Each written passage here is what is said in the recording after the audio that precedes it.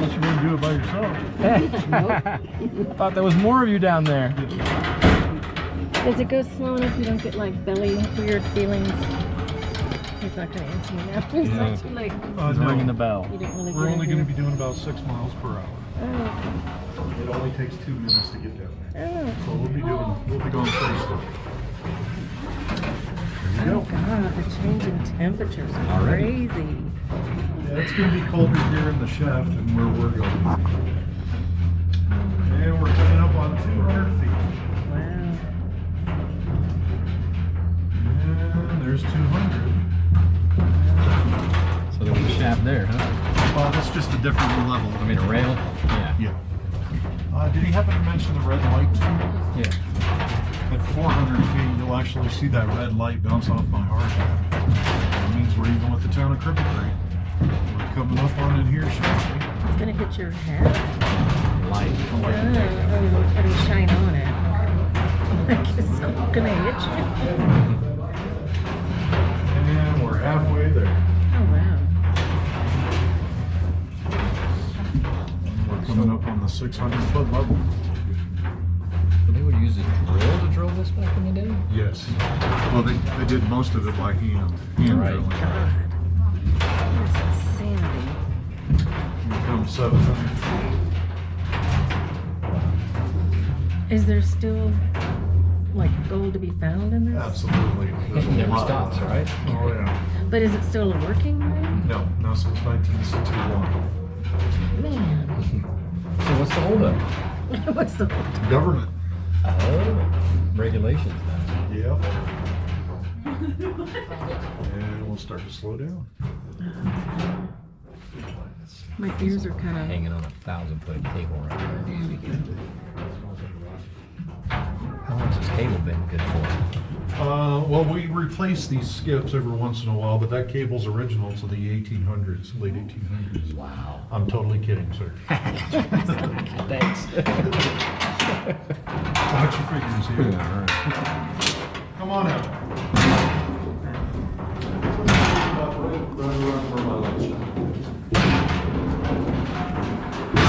Oh, sorry, I forget we got a second group that's got to step behind each other. We opened that election. Hold on. Close this up real quick.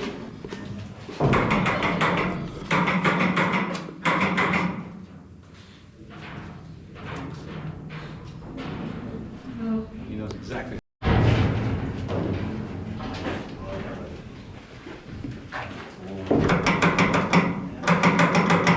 All right, guys, I'll start talking once this goes up a little ways here.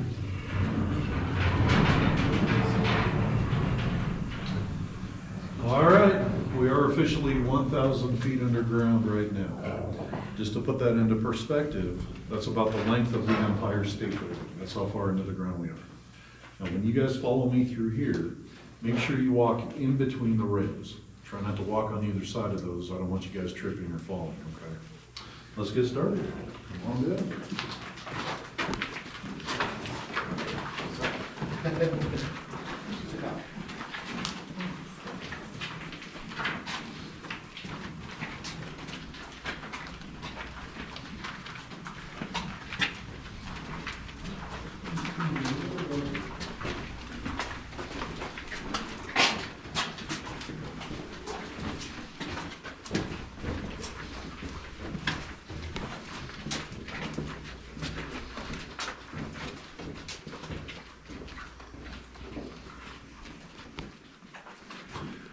Right. Now, in the late 1800s, when we first started mining here in the district, we didn't have access to any kind of LED lights like the one I'm holding now, or light bulbs, or anything that would work underground. At the beginning of every miner's shift back then, they were each issued 3 candles like you see in this guy's hat. What the miner would do is get onto the skip, the thing we just came down in. He would go down to whatever level he was working on that day. He would light one of those candles, walk to where he was working, and then he would have to blow his candle out. Now try to imagine working 8 hours a day, every single day, in this. Oh, dear God. This is what it was like for the miners back then. They worked in complete darkness. Now, the way they would drill these holes originally for the dynamite to go into, back then they didn't have machines that could do this for them. They would have to literally do it by hand. They were issued a striker and a set of different size shakers like you see down here. These poor guys would have to sit down here for 8 hours a day in the dark, beating up against this rock wall. Every time they hit the shaker, they would have to turn it like so. And that would create that perfectly bored out hole for the dynamite. This is called single jacking. We also had double jacking like you see over there. The guy on top has a big sledgehammer and he's hitting that tool over the guy's shoulder on the bottom. Every time he hits it, he has to turn it to make room for that dynamite. Now these two guys, for obvious reasons, they needed some kind of lighting. They were issued extra candles and sometimes they had access to lanterns, but the problem was that still wasn't enough light. In the early days of mining up here, this is where most of the accidents would happen. If you couldn't see anything, you were almost guaranteed to make a mistake. Now from the candles, we did eventually graduate over to these things. These are called carbide lanterns. Carbide is a white granular substance that you put in the bottom reservoir here. In the top reservoir, you put water. That water drips down onto the carbide and it produces a gas that comes out of here called acetylene. When you light that, it burns a really nice bright white light. The miners absolutely fell in love with these things when they first came out with them. The way you would light one of these is, you'd cup your hand over it like so, you'd wait for this area to fill up with that gas, then you'd strike down on this, that would produce a spark, and that would light that gas for you. Any questions so far? If you folks want to take pictures or video, you can absolutely do that, okay? All right, let's head down this way.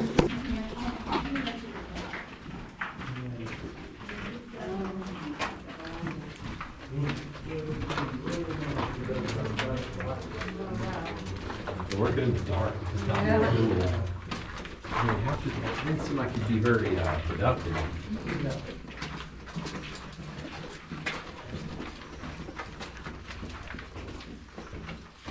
we go, we'll squeeze everybody in here.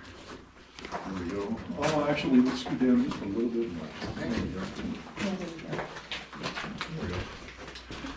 Now, once we drill these holes by hand, pack them full of dynamite and blow the dynamite, what comes out of the wall is this stuff behind me. All that dirt and rock back there.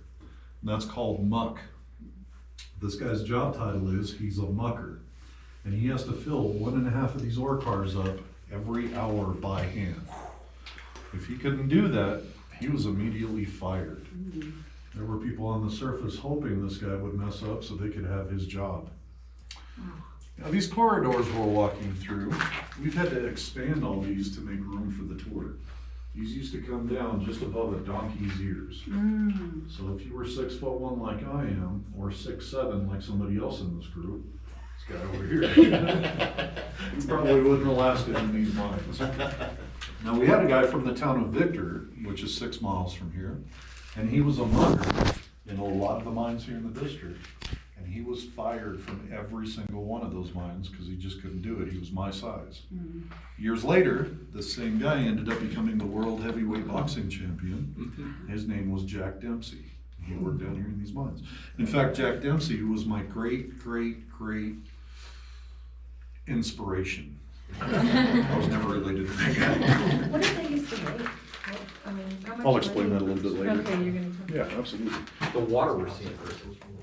Well, the water that you see here is actually coming from the outhouses on the surface. It's filtered, it's clean, it's fine. Yeah, don't do that. If you guys want to kind of filter around this way, you guys are fine here, but everybody else, there we go. Now in the 1920s, we started coming out with machines like this yellow thing that you see here. This is called a 12B mucking machine. And this was originally steam powered when they first came out. It used to take what seemed like forever to do by hand over there. We can now do in a couple minutes on a machine like this. And I'm going to demonstrate this one for you folks real quick. I'm going to demonstrate a lot of different tools along the way. And when I turn these on, they could get pretty loud. So if you guys want to plug your ears while I'm running this stuff, you can certainly do that, okay? If I could get you two to take a couple steps that way, I just need to get that chain behind you. There we go, right there's perfect. This chain should give you folks an illusion of safety. There we go. If you guys want to come up to the chain, that way you can see a little bit better. Give me a couple seconds, I'm gonna turn the air on this real quick.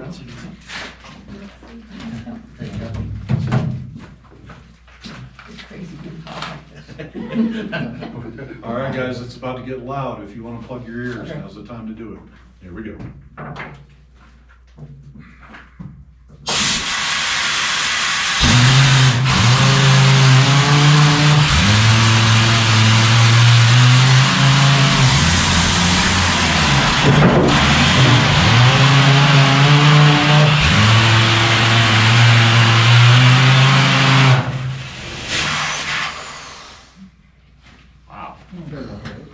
You're doing that 8 hours a day.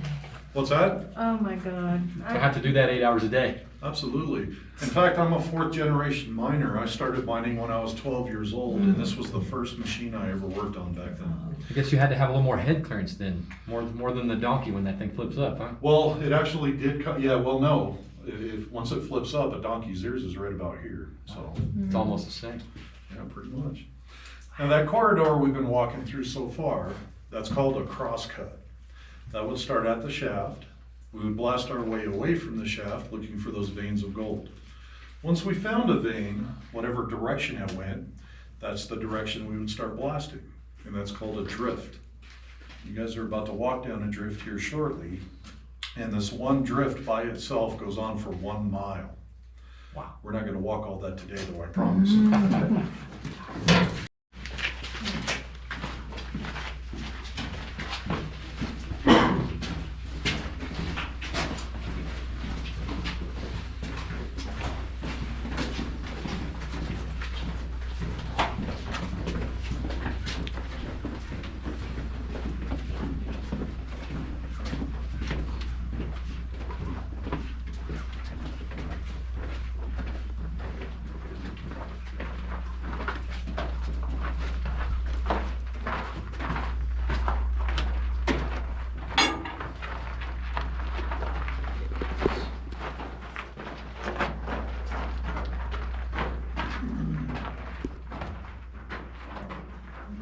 It's just all calcium crystals, or? I'll explain it here shortly.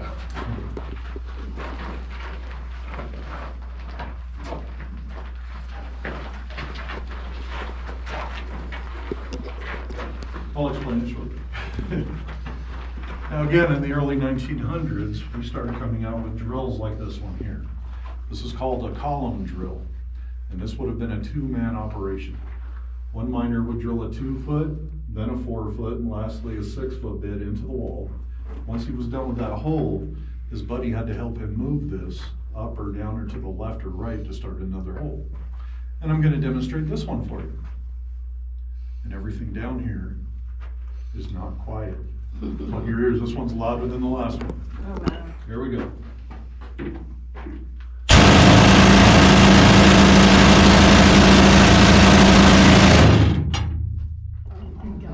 Oh, that hurt.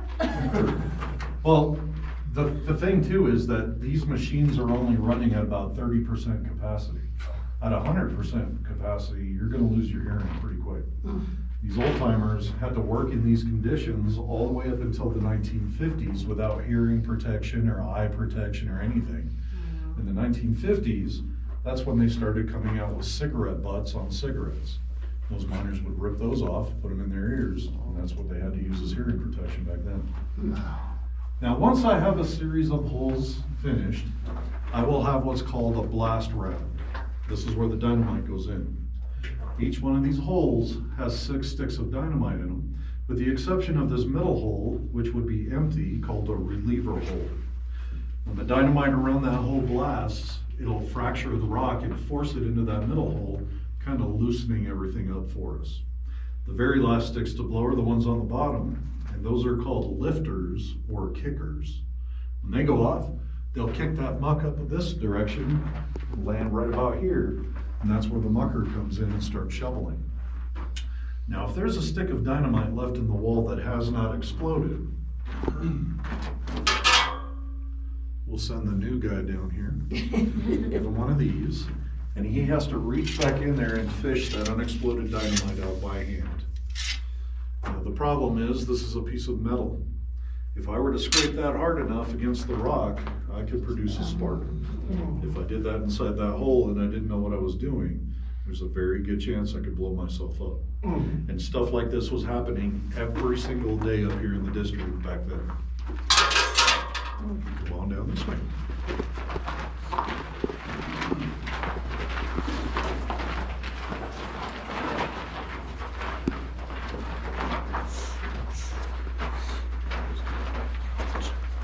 Now we still use this drill today. This is called a jackleg drill, and these came out in the 1940s. In fact, tonight after I leave work here, I own a turquoise mine north of Cripple Creek, and I'm going to be using one of these till about 2 or 3 o'clock in the morning. I can drill a 6-foot hole with this thing by myself in about 2 minutes. Back when they were single jacking and double jacking, they could only blast 6 feet every single day. So try to imagine how long it took just to get to where we're at right now. It took many, many years to get down here. Now today, once I have these holes opened up, ready for the explosives, we don't use large sticks of dynamite anymore. We'll use a smaller stick, like this one here, called a primer plug. We'll put that in the hole, shove it all the way to the back, and then we'll put into it what's in this bag right here called ANFO. ANFO is a mixture of diesel fuel and fertilizer. It's the same stuff that Timothy McVeigh used in Oklahoma City. They're little beads, and I'll spray those into the hole. Now, once I detonate it, I can keep going and going all day long. I don't have to go just 6 feet anymore. Any questions? Explain that again? Which part? Being able to keep going, what are you saying? You don't Yeah, have once to- I blast that and clear the muck, I can drill the holes, refill it, and just keep going all As day. opposed to how was it before? Before, they could only go 6 feet when they were doing it by hand. Right. They'd blast, but then they'd go another 6 feet, right? The next day, yeah. Oh. So the okay. guy would come in the morning, he would hand drill all that out. Then they would put dynamite in it, blast it, and by that time it was nighttime. That's when the mucker came in and shoveled everything out, and then the next morning the guy came back in and just kept going. Yeah. So the speed at which, it's more about the speed at which you can do it. Absolutely, yeah, today I can do it a lot quicker. Yeah. All right, come on down this way.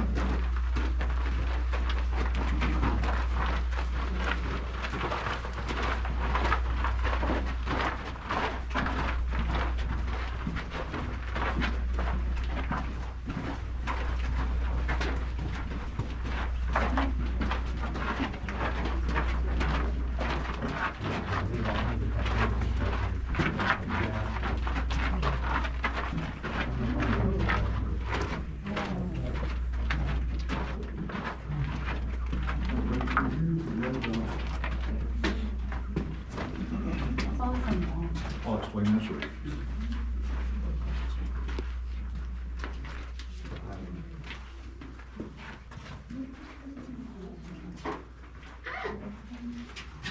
Yeah, it takes a while to get used to it.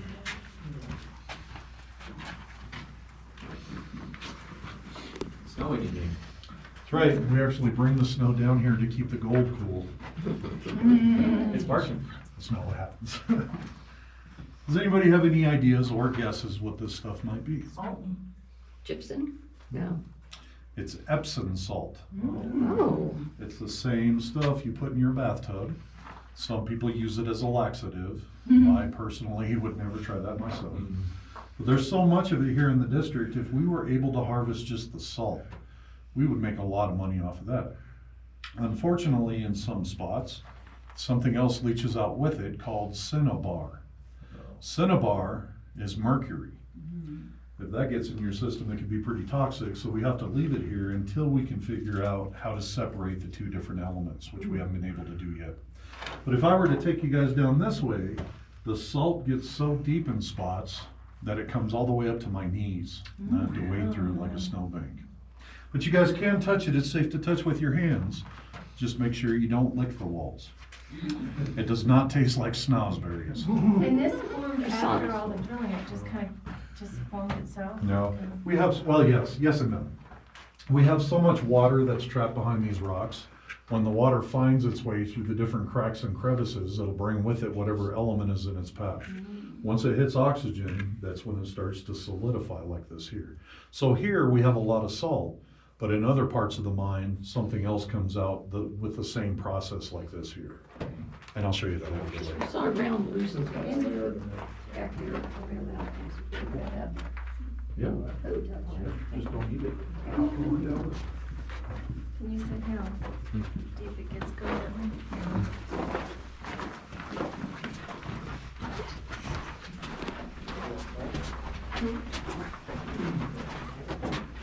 Perfect. Okay.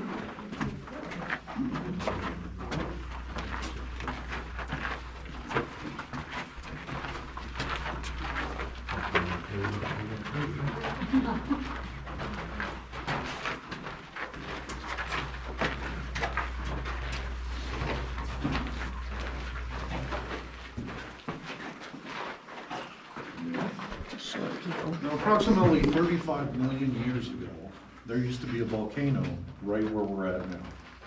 That volcano was about the size of Pikes Peak. When that volcano blew, all the different minerals and metals that were deep within the earth, they were forced towards the surface with that magma. Once the magma cooled and solidified, it created the gold veins we're looking for in the district today. Now, anywhere else in the world, if you're looking at a gold vein, you can see the yellow gold in the rock and you know exactly what you're going after. We really don't have a lot of that here. What we have here is that purple streak. That is a gold vein here in the district. Now the purple stuff is called fluorite.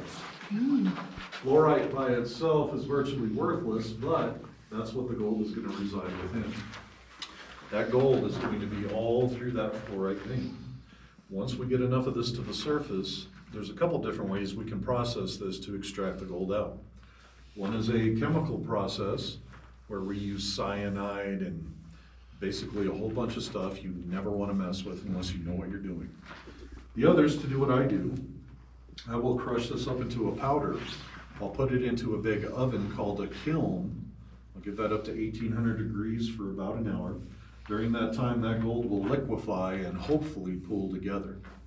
But those are the two main ways we can get the gold out of that fluorite vein here in the district. If you guys see that plank of wood above me there, those miners back then would stand on that plank of wood for 8 hours a day, drilling straight up. They would pack those holes full of dynamite and blow the dynamite. And all that muck would fall down to a landing like this here, or like this.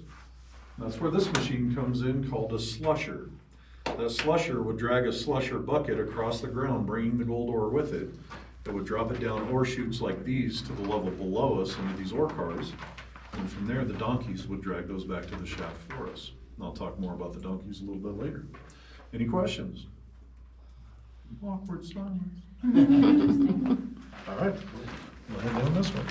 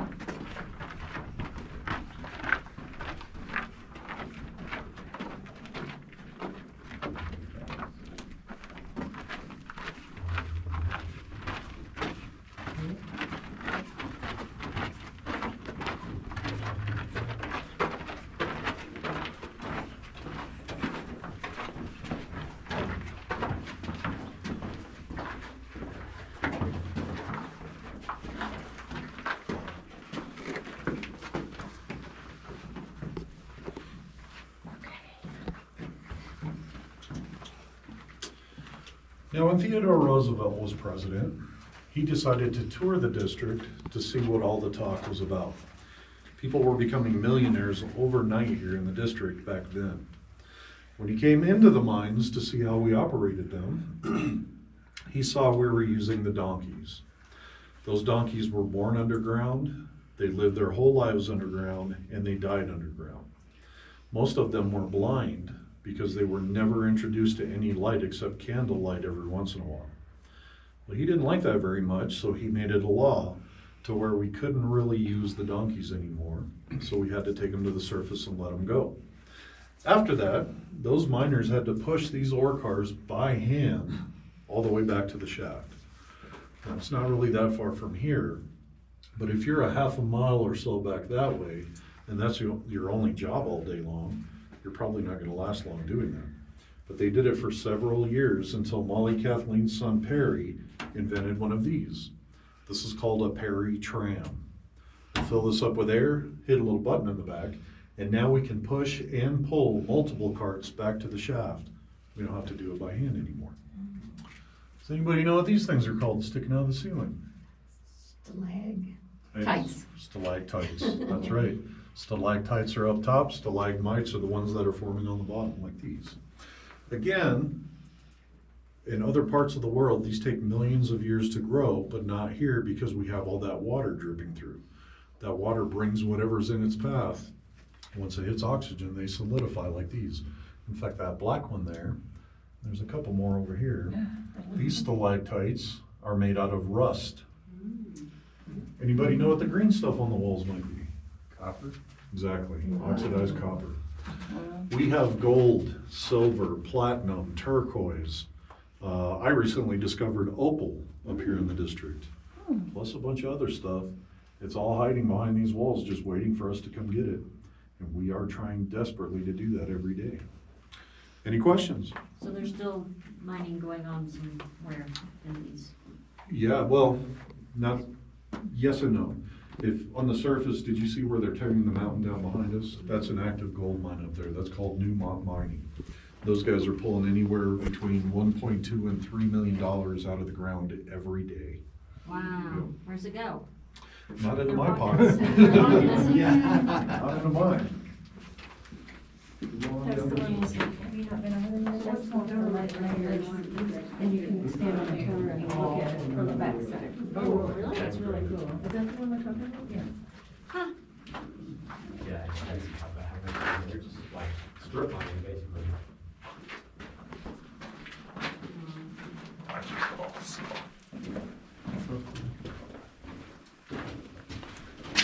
Are you gonna demonstrate another one, I see? Not this one, Okay. that one.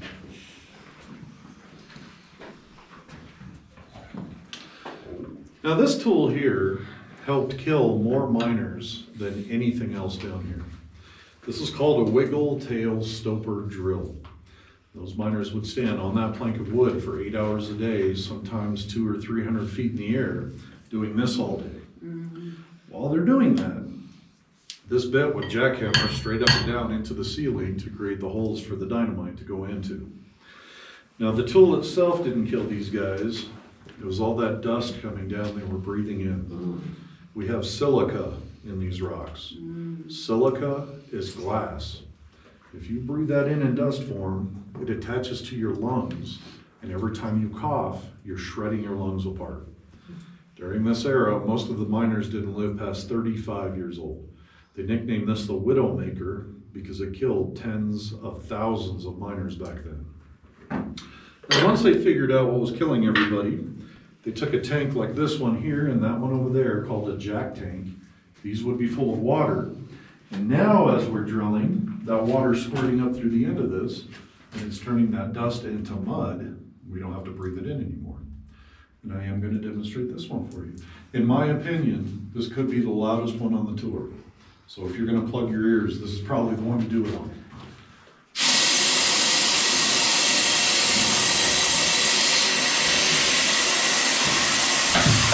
Here we go.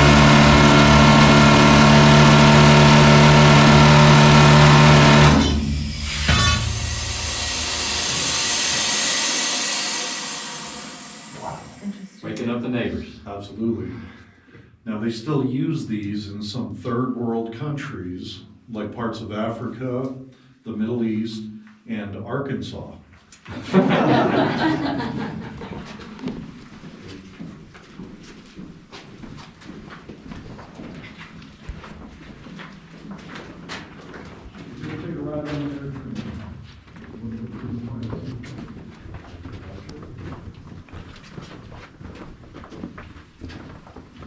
So the air, at what point did they start getting air?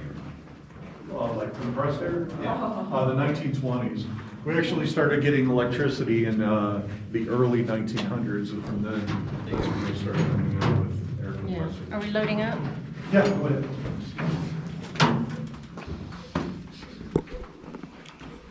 What do you want? I need to go lower. A little one? Yeah.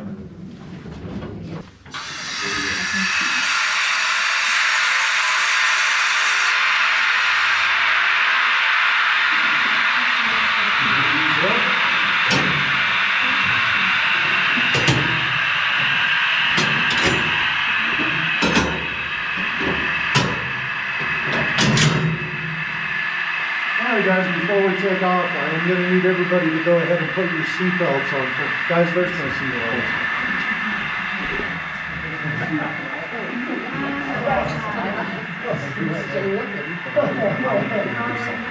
Just tell them that magic bell for that. It's on or Sure, not? we're not on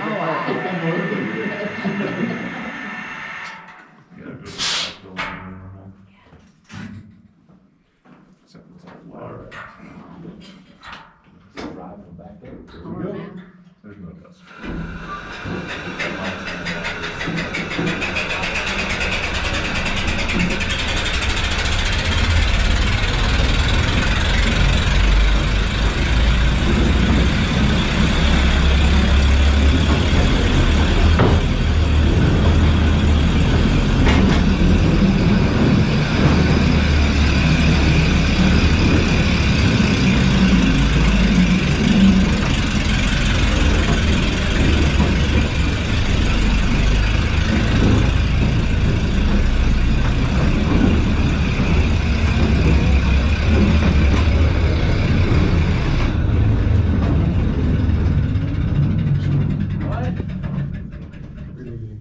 Now, this is probably where you would end up if you licked the walls back there. There you go. They would blow a hole in the wall, put a crude makeshift door over it, and that would be their bathroom. If you look down by that miner's feet, you'll see those empty dynamite boxes.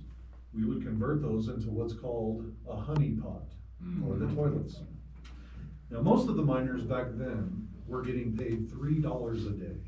Oh, my God. That doesn't sound like a lot today, but back then it was a fortune. These guys were making serious money. Why else would you risk your life if you weren't getting paid? We also had children working down here. They started at 7 years old. They were called nippers. They were getting paid 50 cents a day. What do you think the nipper's job was at the end of the day with those honey pots? They had to take them to the surface and clean them out every single day. Even today, that's the crappiest job I would never do. Here we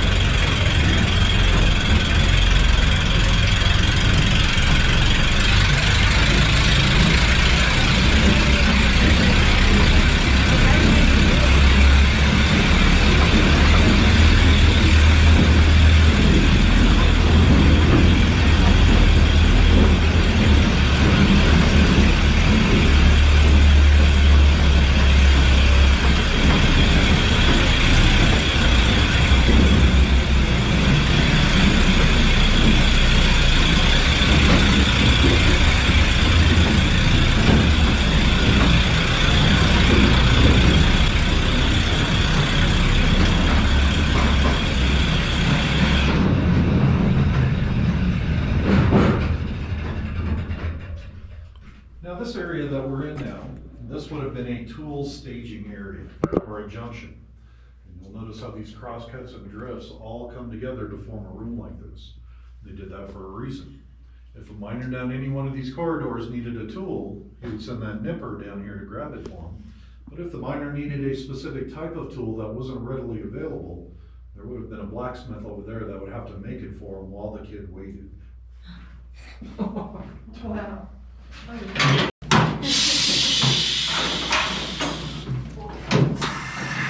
gonna throw this up here real quick. I'm gonna throw this up. So you heard me miles to the gallon, does she? What's that? You heard me miles to the gallon, does she? No, about half a mile per tank.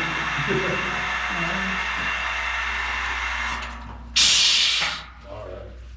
I'm gonna send this back real quick. If you guys wanna take a half a step, there you go. What? Look at that.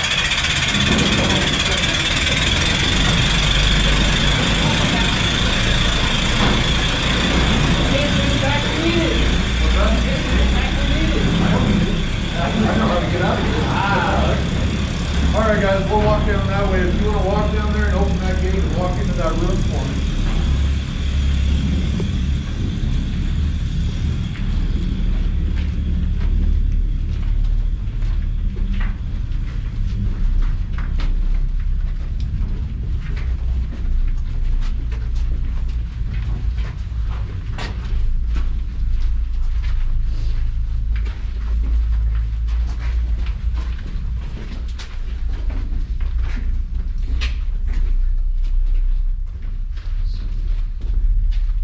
That's just the noise of that one machine down here. Imagine the noise of hundreds. There were hundreds of them going around. A bunch of airlines getting down here to place. We run them down, we have a compressor on the surface, and we run them down the shaft, and then from there we bury them, just run them to different areas. Now, I could take you guys right now, 1,000 feet underground, and we could walk all the way over to the town of Victor, 6 miles from here.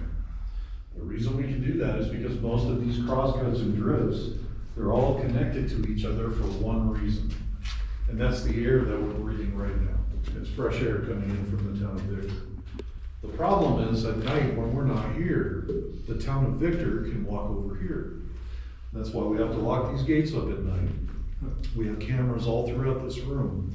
At today's prices, if I were to sell these little tiny rocks in front of you and behind you, I can get close to $300,000 just from what you see in this room. Now, we're not gonna be down here very long, so if you guys wanna take pictures or videos of these different mines, and then read up on them when you get home or get to where you're going after this, you can certainly do that. But these are just a handful of mines here in the district that we found interesting. During its heyday up here, there were over 500 mines operating at one time, just within a 24 square mile area.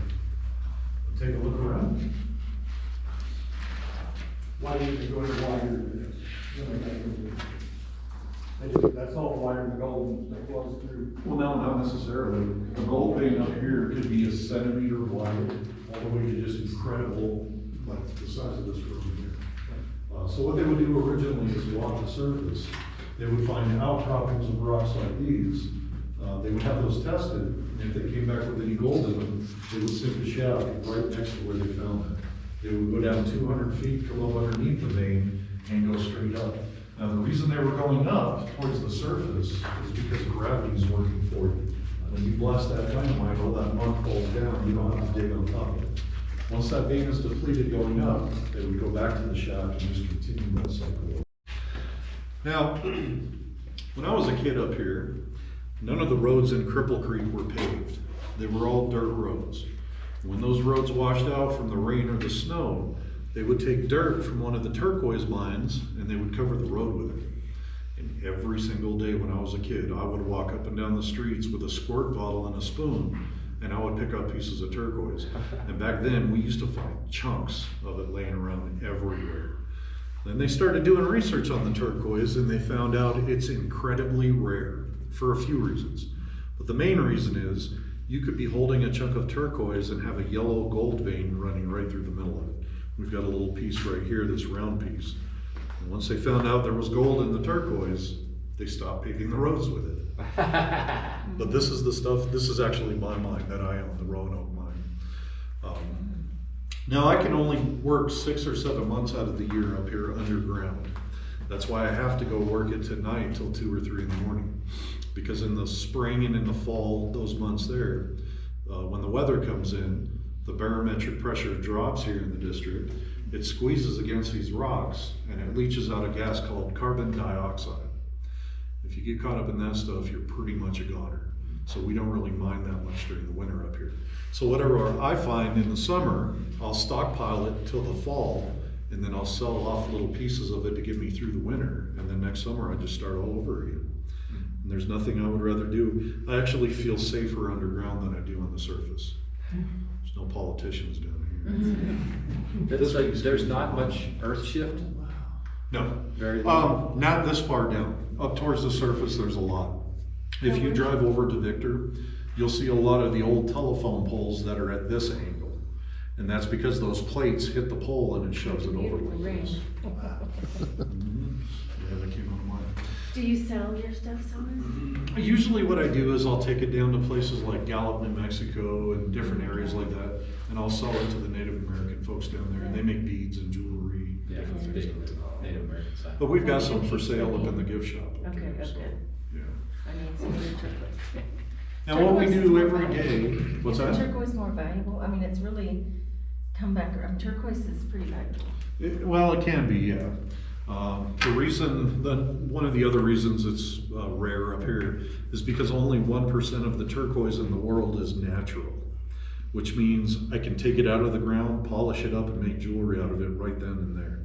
The other stuff you have to stabilize with chemicals to make it hard enough to polish. So yeah, that's why our stuff sells pretty quick up here. Under pressure.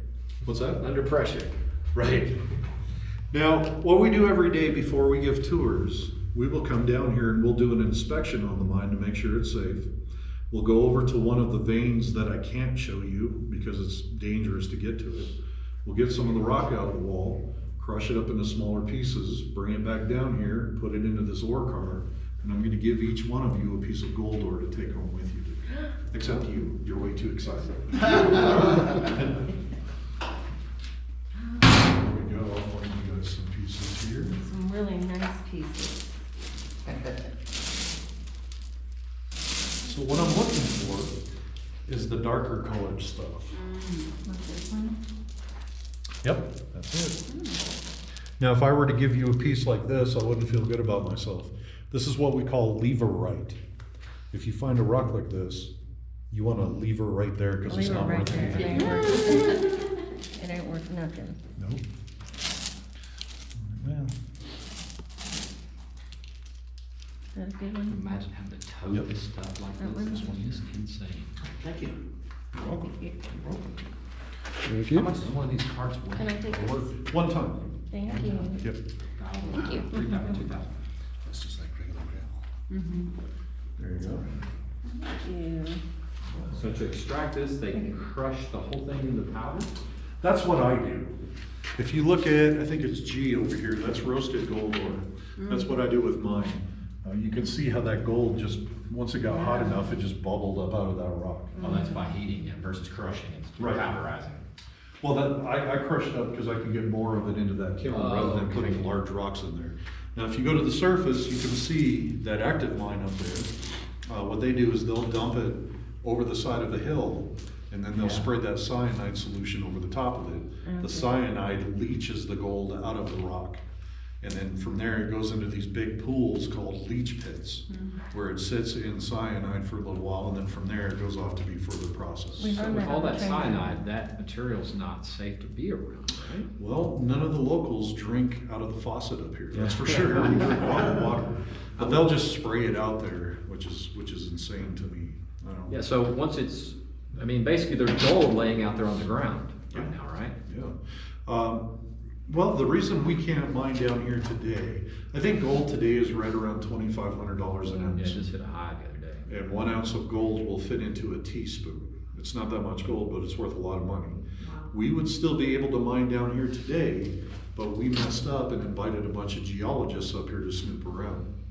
Those geologists found that only about 8% of the gold has been found here in the district up to date. That means at today's prices, if we were to mine out the whole 24 square miles at one time and get all the gold out of the ground at one time, we could pay off our national debt and still have money left over. If we were to get it all out of the ground at one time, what do you think would happen to the price of gold? It wouldn't be worth anything.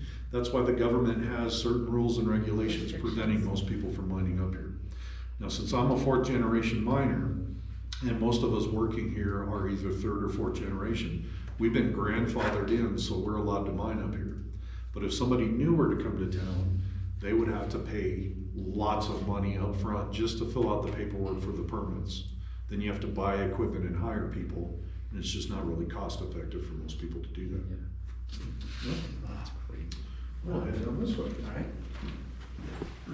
Go ahead and walk down that chain for me. All right. I'll be down there shortly. Okay. I have to get my own samples, you understand. Inflation, gas prices. Watch your head walking down through there, it comes down a little bit. Underneath.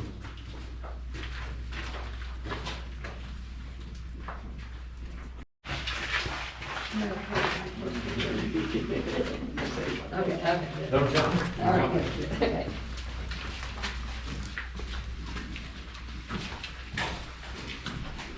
I don't know if I want to step on the crates. I don't like those things either. I don't trust them. Now, this is one of those times where if I can't drill directly up into the vein or into the side of it, I have to go down on top of it. This is called a winze. You guys will see that bucket down there, and there's another one behind you over there. Those miners would fill that bucket up, bring it up to a level like this, dump it into an ore car, and from there the donkeys would take it back to the shaft. Now, this is also how the miners got into the ground to start their day. They would put their tools inside the bucket. One guy would stand on the rim of the bucket on top, on one side. Another guy would stand on the other side. They would hang onto a rope or a cable, and they'd be lowered into the ground that way. This right here is where most of the accidental deaths happen. You could easily slip off that bucket and fall to your death. These guys gladly put their lives on the line for the kind of money they were making back then. Me personally, out of all the jobs they had down here back then, the only job I would have wanted to do was probably to be a bartender on the surface. I didn't want to work down there. These guys were crazy. So we're at 1,000 feet. Does this mine go farther down? Yeah, where I showed you the restroom, the bathroom back there, if we were to go the opposite direction of what we came, we would walk back another 1,000 feet, and then it goes down 650 feet on a wooden ladder. Kind of like that one up there. Yep. But then how many tunnels at that level? Does it spread out Lots. again? It spreads out again? Oh, yeah. So If that'd be if I were to take all the cross cuts and all the drifts in the entire district, on all the levels above us and below us, and put them together end to end in a straight line, we could walk from here to London, England, and halfway back. That's how many miles of tunnels we have up here in the district. And we're finding more and more every single year that we didn't even know about. Yeah, there's a lot. Now, when you guys follow me through here, watch your steps on these rails. They're pretty slippery, okay? Come on back this way.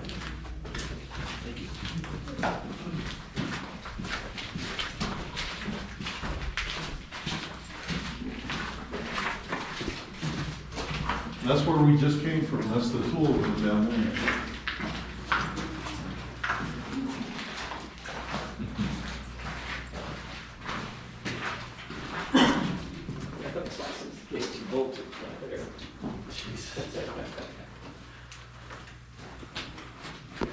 I can see the power situation down there being super sketchy. Yeah. Well, we don't really have any problems down here as far as power. The only time we have an issue is if we get struck by lightning on the surface and then everything goes out down here. Yeah. Now, even today, we don't use electricity like we're using here in this mine when we're actively mining. Because when I blast that explosive, it sends out what's called an EMP, electromagnetic pulse, and your entire electric grid is gone after that. There's no way to replace it. Now, right before we came down into the ground, did anybody see me reach out of the skip and hit that cable? What I was doing is sending a set of signals back to the hoistman. The hoistman is the guy who's in charge of that skip we came down on. And it's kind of like Morse code. I rang 2532. 25 means we want to come to the 10th level where we're at now. 3 means we have men on board, be careful and run us slow. And then 2 means to lower us into the ground. Oh, what's that? It's just dynamite, it's fine. It's a recording of what the dynamite would have sounded like. For real? Yes. Nothing to worry about. The only time you should be worried is if you see me running. Keep up. Now, once we get back on the skips and we're ready to get out of here, I will ring 3-1. 3 means men on board and 1 means to hoist us out of the ground. Now, before I get us loaded up on the skips, does anybody have any other questions for me? So you said 1,600 was about the deepest this section goes? This section, yeah. The deepest mine in the district is over in the town of Victor. It goes down a little over 3,300 feet. So here it's a constant 50 degrees all year long. At that 3,300 feet, it's a constant 85 degrees all year long. The deeper you go. Because of the circulation, oh, the deeper. Yes, the deeper you go. Now, there's mines in Africa that go down 2, 3, or 4 miles into the ground. Once you get down there, they have refrigeration units down there that keep the miners cool, or else they would just burn up. So this is being the only shaft in this area with this type of setup. Back in the day, this was kind of it, right? I mean, you had to bring, you didn't have any other choices. Well, here, yeah. Now, let's say hypothetically, something were to happen with the skip or the shaft and we couldn't get out that way. We could walk to a neighboring mine and get out that way. Right. So they're close enough to each other. You said Victor was 3,300 feet. Is that using the same type of lift Yeah. system? Yeah, same way. Now, everybody that was on the very top skip, the one that went straight up in the air before we came down, I'm gonna load you guys up first. It's gonna take me a few seconds to get this ready. While I'm doing that, if you guys wanna take your pictures underneath that 1,000-foot sign, if somebody wants to help out with that, you guys can certainly do that now. Ready? There you go. Thank you.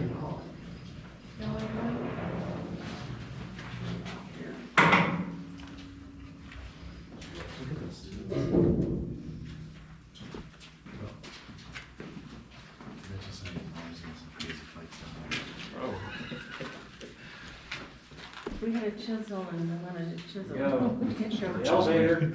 A lot of miners have a lot of fights down there. Oh, yeah. I read there's a lot of fights happening. Absolutely. We still do here. We just take it behind the hoist house Yeah, so there we you can go. see it. How many miners would be down here like that? There would be hundreds. Let you guys up. We're gonna load the bottom one and we're all gonna come out together. Oh, wait a minute. Did I do that? We're going down. See y'all later.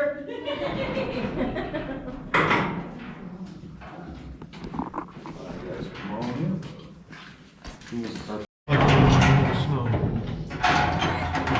Suck in, everybody, suck in.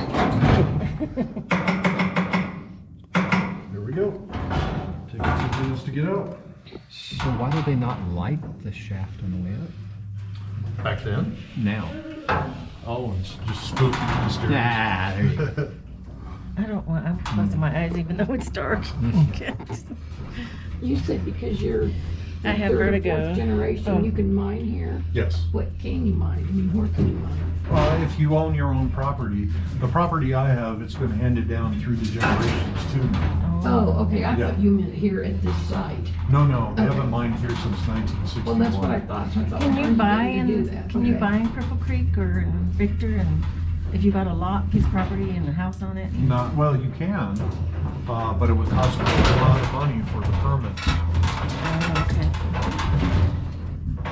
Yeah, for 1 acre to mine up here, you're gonna spend close to $1 million. But if you're just buying it to live on, you're still, You still have to get those permits. Anytime you go more than 5 feet underground with the sole purpose of mining, that's when you have to start paying a lot of money. Up here, you know, anywhere else, I think it's like $200 a year to be on mining. yeah.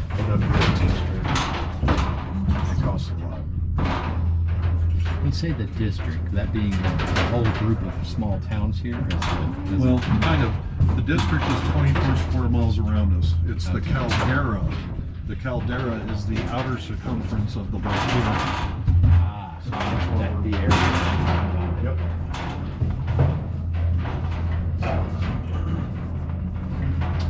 And it's going to get a little bit cooler before we get to the top.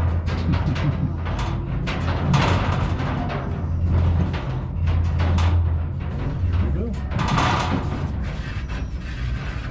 How long did it take them to hit bottom with this? Right. Hit bottom with this elevator? Probably 30 years. Oh, Welcome back. Register up yard, that's over the rail in the buckets there. And Mike will see you out the side. Thanks for coming. Thank you. You could just drop it over there.